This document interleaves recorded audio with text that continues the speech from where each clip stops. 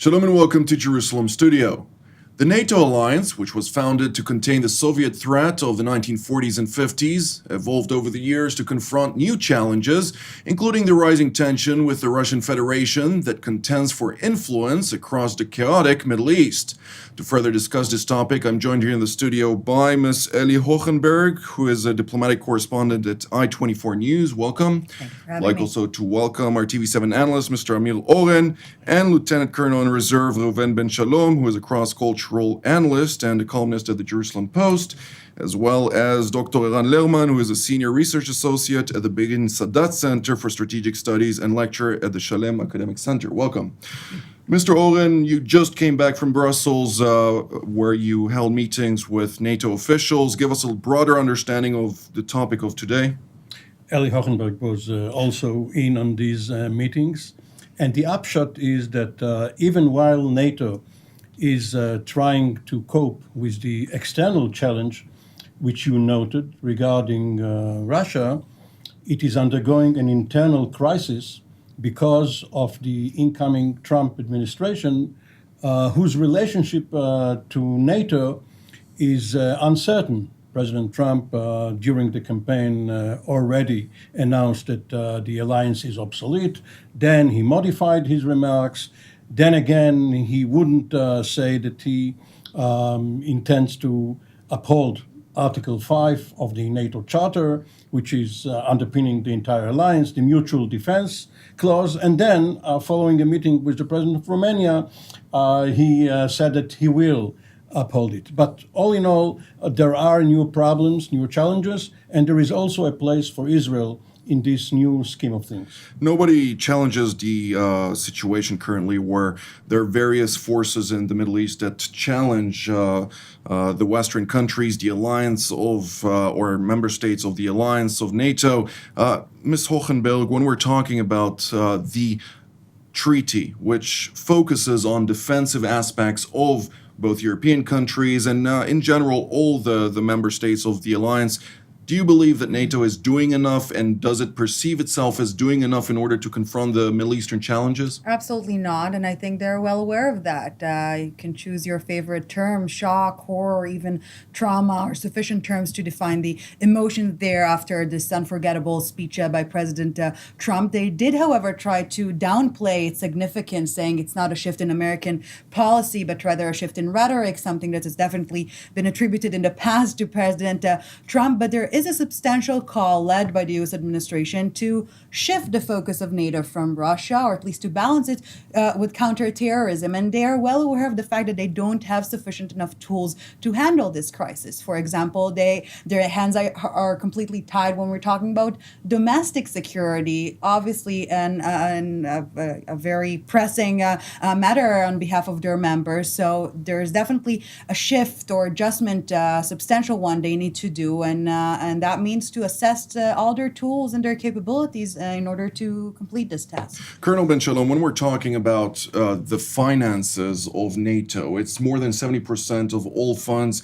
allocated by all the world, basically, for defensive and offensive purposes. How is it possible that such a massively funded alliance cannot deal with actually confronting the challenges at hand to the full extent that is truly needed? Well, you're asking the questions if we have reached the assumption that they do not do what they can. I think as Israelis, we have to learn to be modest, especially looking at an organization like this, an alliance of 28 or now 29 countries. We're used to thinking one-dimensionally as one country with our surrounding environment, our enemies. To uphold an alliance like this with all the conflicting interests and having to operate everything, bottom line, with consensus is extremely, extremely difficult. Recently, they stepped up their actions, or they said they're going to step up their actions against ISIS. We're going to see how this plays out, but I think this is an interesting play. Even though they call it the action plan, it's more about, you're smiling, it's about political messages, of course, usually in NATO. The real fighting will be done by the US and the UK, but I think it is important to see their understanding that it's no more defending on the borders, but to defend Europe, you must go to the places that send the foreign fighters, that create the havoc, that ultimately will reach their own shores. I will Dr. just Lerman? explain my smile Yes. because in retrospect, NATO officials did admit that they were engaged in counterterrorism activities in the past, most notably in Afghanistan. But due to what they called politically correctness, they defined it otherwise. But they say that they have the capabilities of doing Well, so. it's also a matter of public opinion and the interests of every member state. Dr. Lerman, do you also perceive the situation in the same way? Well, first of all, we have to go back to the fact that the countries where terrorism comes from are not necessarily subject to NATO jurisdiction. NATO has to make a judgment that they've been attacked by a country in order to be able to go there as an alliance. They did this once in their entire history in Afghanistan, and it is still a commitment. It's an ongoing commitment. It's a very messy commitment. Afghanistan's a very bad place. They have held the line there more or less, but the Americans have a lot to say about the contribution of other NATO members, particularly when it came to actually fighting and dying, rather than logistical support and other operations. But overall, NATO did act in Afghanistan. It is capable of acting elsewhere if a decision is made. It has to be a decision by consensus. I wouldn't accept the judgment that NATO members as such are not doing things. The coalition forces are involved in the ISIS war on both the Iraqi and Syrian front. And under the surface, there was quite a lot of European involvement, not just the Americans and the Brits, in the defeat and destruction of ISIS on the Libyan shore last year. Sirte. For much of the work was done by locals, but the French, the Italians, the Americans, the British, all were involved to some degree. So the alliance is not dead. It has a serious internal dilemma because most of its eastern members are transfixed by the rise of the Russian threat, and they look at an American administration that doesn't share their concerns there. But I don't think that means they're not doing enough down south. Does it actually mean that considering the Russian conduct right now, where it is trying to establish a more dominant foothold in the Middle East and trying to advance its own national interests as well as strategic interests globally, will that somehow rekindle this alliance that has been part of different conflicts but not truly upheld to the various aspects of the treaty to start with?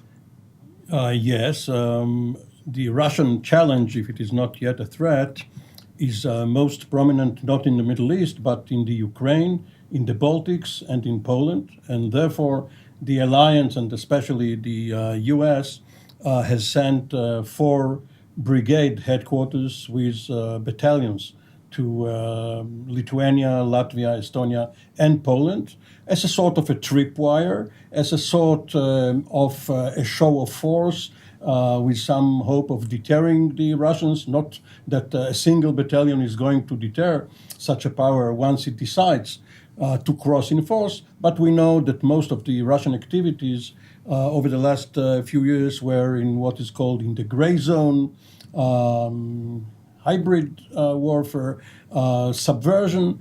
So yes, they are going to contend with the Russians in Eastern or Central Europe, but also in the Middle East, especially in Syria, and especially if Russian-backed forces are contending with American-backed forces and even with American garrisons, as was the case in Al-Tanef in southeastern Syria. And therefore, we are not yet back in the Cold War. We are far from there, but there is a looming threat.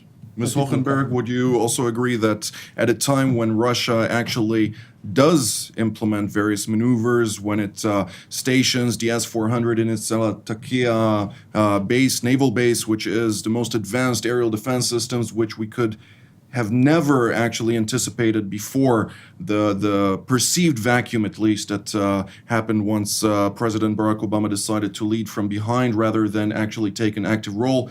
Do you believe that the current actions by NATO are deterring enough for the Russian Federation to actually reconsider certain steps?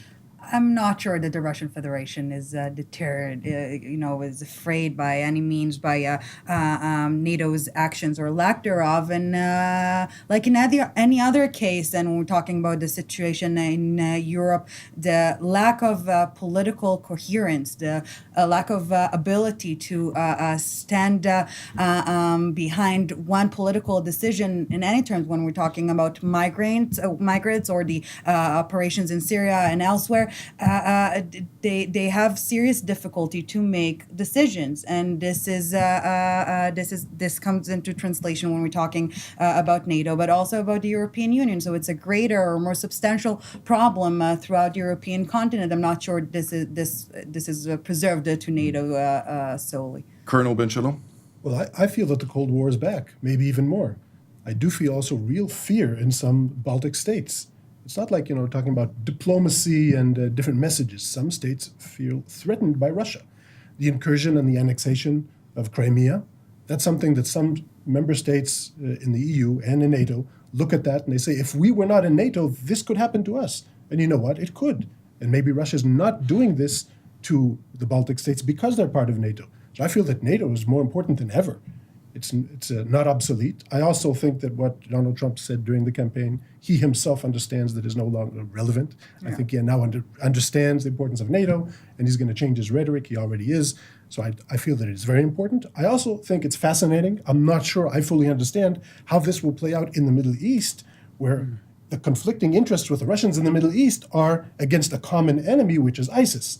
So what does this mean? That NATO and Russia are confronting in Europe, deterrence in Europe, but they're going to have to deconflict or coordinate in Syria? We will see. Nevertheless, the United States and its NATO allies are backing different forces than the Russian Federation, which is backing the Assad regime. How do you see this developing on the front of NATO? But I'm not sure that NATO is going to be in a position to be, as an alliance, involved in the coming battle for Syria. The battle for Syria is going to be very simple, geographically speaking. Either the Iranians have contiguity from the Iranian border to the Mediterranean through Syria, or they're not, which the Sunni alliance is very determined to prevent.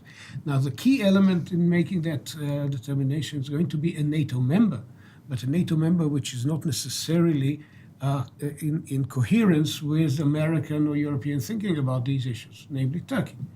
And this is the elephant in the room. It's very difficult to build a coherent NATO strategy in the Eastern Mediterranean when Erdogan is essentially out of sync on terrorism and on, look now, they just came in on the side of Qatar in the local quarrel. He's out of sync with the thinking of much of the rest of the alliance. That's a problem. But Lerman is absolutely right, because Erdogan personally, not Turkey as a national or rational actor, but President Erdogan is mercurial, he is unpredictable, he has stopped spoiling Israel's position in NATO, but over the last few months he has played the same role vis-à-vis Austria. Because of some spat between Turkey and Austria, he has managed to block all of the activities of the partner countries. There are more than 40 countries in the status of partners for peace, partners with NATO throughout the globe. And because of the consensus needed for any action in NATO, once you do something vis-à-vis one of them, you can apply to others too. So all of the partners suffered to some degree because of the Turkish veto regarding Austria. Now it's over, but then again, you don't know how Erdogan will behave tomorrow. Well, there have been quite some challenges on this front pertaining to the Turkish dispute with the United States about also arming the YPG or the SDF at the time in order to combat the Islamic State.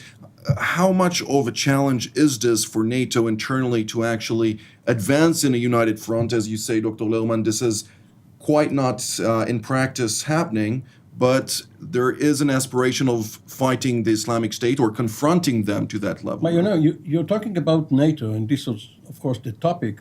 But if you take a country, let's say France or Germany, it's, of course, a national government. It's a member of the EU, and it is also a member of NATO. and it is reaching its decisions according to its national interests in the various fora in which it is a member or unilaterally. And it is even more complicated when Britain is in the process of leaving the EU. It is still an important member of NATO, but the United States is putting some distance between itself and Britain and the other European countries. Actually, there is only one North Atlantic Treaty Organization country which is North Atlantic. This is Iceland. All the others are either American or European. And we are seeing perhaps a shift, and the continents are drifting apart. Ms. Hochenberg? Well, I would like to address perhaps an issue on the sidelines. But from our perspective, the current situation in NATO is really playing out well for Israel. So ever since the spat with Turkey was off the table, Israel really enjoys a great cooperation with NATO. We see a very happy and satisfied delegation there, working well with all the different bodies of the organization. And uniquely enough, NATO is likely the only multilateral framework in which Israel can sit at the same table with countries such as Tunisia, Algeria, Morocco, Mauritania, Jordan, and Egypt, all part of the so-called Mediterranean dialogue, sit together at the same table, exchange views, and brainstorm on security and foreign affairs related issue without the Palestinian topic being on the table. There's no other organization that allows Israel to either share its experience, its know-how, or even, again, just to exchange views on current issues without a Palestinian topic ruling the agenda. So in this respect, NATO is really the perfect, maybe even the ultimate hub for Israel to engage in diplomacy. Colonel Ben Shalom? Well, absolutely, I agree. And for many years now, I think we understand why the Israeli government was pushing so hard for the reconciliation with Turkey. Exactly. Some Israelis didn't understand why, after what they did to us in the Mavi Marmara, we needed that to reestablish this cooperation, to lift the ban by Turkey, because Israel has vital interests to be part of NATO, to contribute to NATO as a member state, many times under the radar screen, like we usually do in counterterrorism. NATO has a lot to gain by using Israeli intelligence and other Israeli capabilities in cyber warfare and maritime operations. So I think this is a wonderful step forward. Don't forget that Israel also has a political thing to gain here, because viewing, for instance, terror as a world phenomenon and not something that emanates from the Middle East, and certainly not something that has to do specifically with the Israeli-Palestinian conflict, this is also vital for Israeli interests. Beyond that, what does Israel actually have to gain from this relationship, Dr. Lerman? Well, first of all, we have to be grateful for a decision that was taken in 2004 to break to the Med dialogue structure was built so that any of the seven had a veto on the level of intimacy with the others. And of course, the Egyptians and others held us back. The moment it went over to individual country programs between NATO and Israel, the sky was the limit, and the last barrier was lifted with the Turkish-Israeli, and I agree, this had to be and was a major consideration. Now, what is in it for Israel? Israel, unlike the other six in the Med dialogue, we don't come, hat in hand. We come as contributors. We don't come as supplicants. We come as contributors because we want to establish that Israel is a member of good standing in the community of what is called nowadays the LM, the like-minded nations. And we can bring to bear our knowledge, counterterrorism, cyber. Nowadays, of course, Israel is a leading proponent of cyber defense and cyber warfare. We can, of course, bring specific systems to the member countries that may be engaged in desert conditions, in Middle Eastern conditions. We help them train sometimes.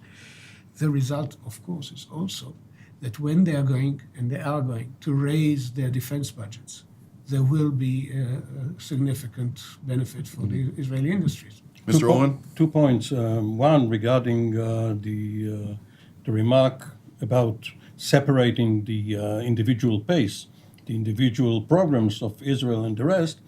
Nevertheless, Israel is still the locomotive. Once Israel wants or does something, the Egyptians will soon follow suit.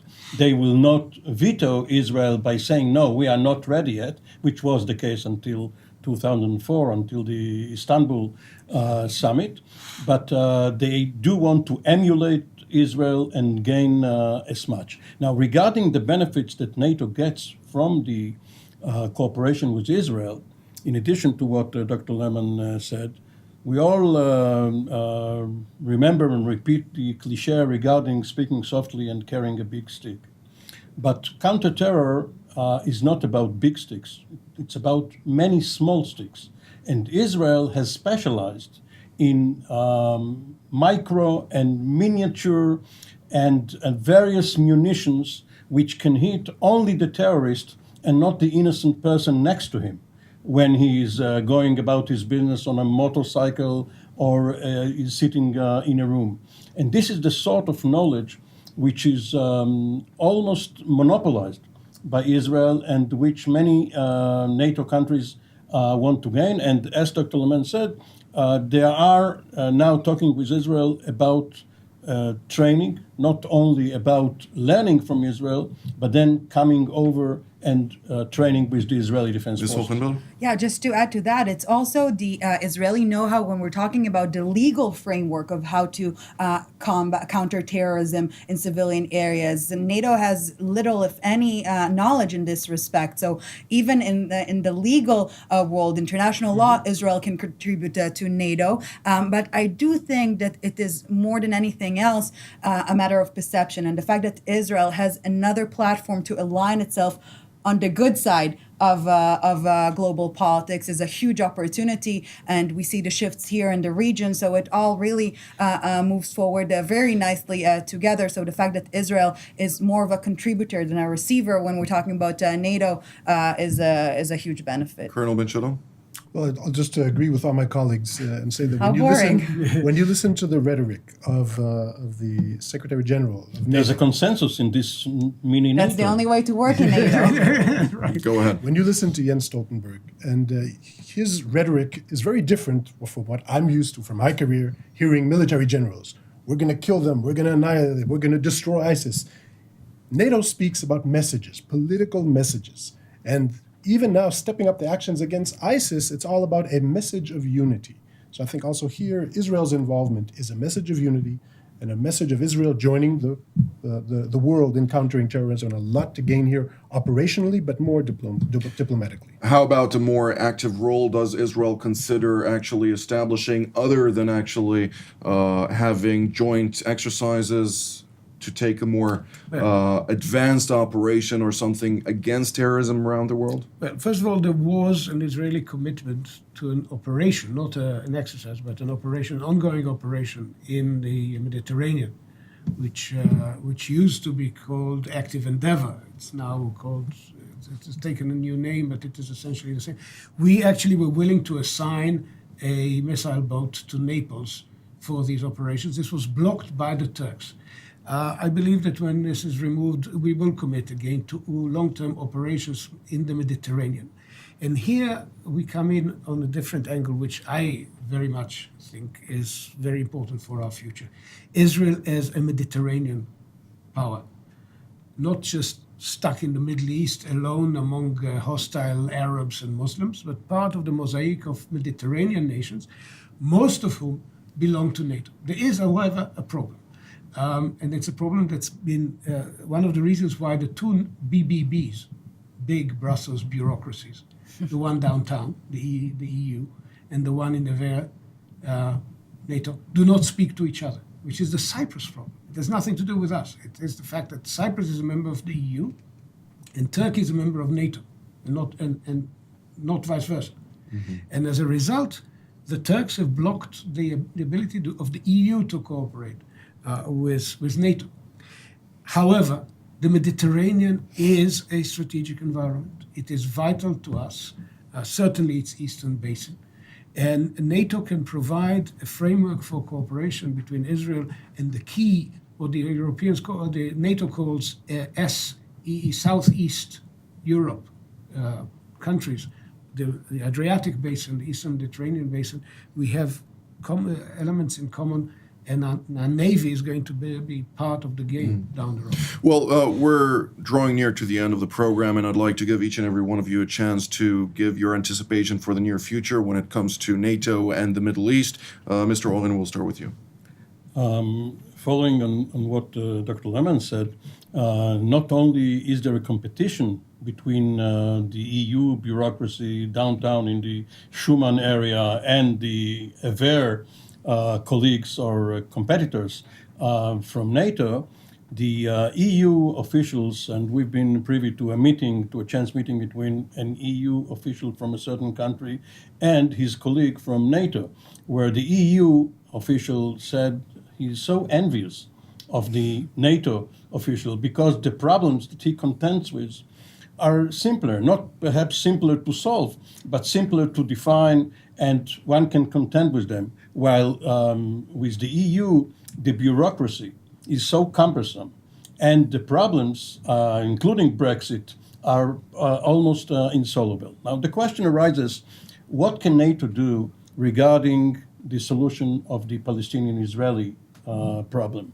And the answer is that they will only contribute afterwards. They will be ready to send some force to safeguard whatever border the sides decide on, pending a UN resolution and a call by the parties. But they are not going to send some forward element before the solution is agreed If upon. the parties would agree to that, Ms. Hochenberg? I'll be very brief. Not the U.S., but rather Turkey has the greater potential of being a paralyzing force when we're talking about NATO. But from the Israeli perspective, it really is a win-win situation when we're talking about cooperation. And this politics-free zone is a great gift. Colonel Ben Shalom? I'm going to yield my time to Dr. Lerman, just say that it will be interesting to see if Israel can play a part in dialogue with Russia. Well, I think NATO dialogue with Russia is beyond our capacity. The larger issues, I think, will be for the US and Germany to handle in support of the smaller and frightened Eastern European countries. But where things can get very interesting is on whether or not NATO can retain the sense that there is an enemy. Russia is not necessarily an enemy, it's a rival, it's a contender. In our part of the world, there are two enemies. There's ISIS, and down the road there is Iran. Will NATO be able to come around in support of the Sunni moderates against an Iranian challenger? That's not going to be easy to do, but it's not impossible if they find a way, and they have found a way in the past, for a core group of countries to lead and for others to follow suit. The So Arab NATO, as the Trump Turks said. cannot play the spoiler. Well, this is all the time that we have for today, so I'd like to thank Ms. Hochenberg, Mr. Oren, Colonel Ben Shalom, and Dr. Lerman for coming here today, and to thank also our viewers, and we will see you next time.